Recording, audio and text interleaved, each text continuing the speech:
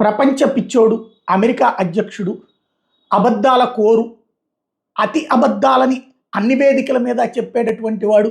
ప్రజలు ఏమనుకుంటారో ప్రపంచం కళ్ళెదురుగుండా మీడియా ఉంది, సోషల్ మీడియా ఉంది, ప్రింట్ మీడియా ఉంది, ఎలక్ట్రానిక్ మీడియా ఉంది, డిజిటల్ మీడియా ఉంది. ఇన్ని మీడియాలు ఉన్నా సరే అబద్ధాన్ని అసువుగా చెప్పేటటువంటి వాడు ఐక్యరాజ్య సమితిలో ప్రసంగించాడు. ఆయనే ట్రంప్, డొనాల్డ్ ట్రంప్, అమెరికా అధ్యక్షుడు.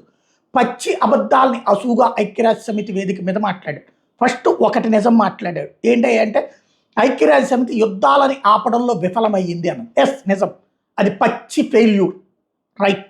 నెంబర్ 2 వచ్చేటప్పటికి నేను 7 యుద్ధాలను ఆపానన్నాడు. పచ్చి అబద్ధం. ఒక్క యుద్ధాన్ని ఆపడం కూడా అతని చేత కాలేదు, అసమర్థుడిగా మిగిలిపోయాడు.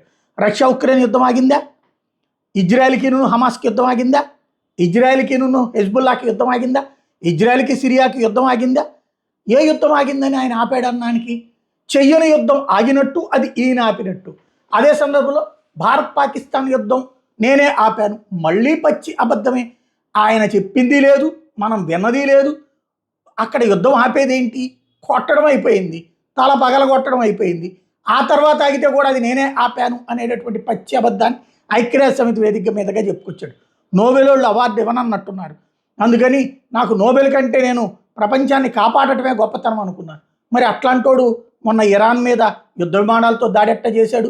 అట్లాంటి అమెరికా మొన్న వెళ్ళి ఏదైతే హౌతీల మీద దాడులు ఎట్ట చేసింది, అట్లాంటి అమెరికా మొన్న వెళ్ళి వెనిజులా దగ్గరన యుద్ధ విమానాలను ఎందుకు మోహరించింది?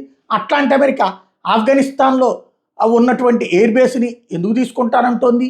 మరి నిజంగా శాంతి దూత ఎవరి కోసం ఈ నాటకాలు ఆడుతున్నాడు అంటే జనాలు వెర్రివాళ్ళు అనుకునేటటువంటి వెర్రి మహానాయకుడు ఆయన.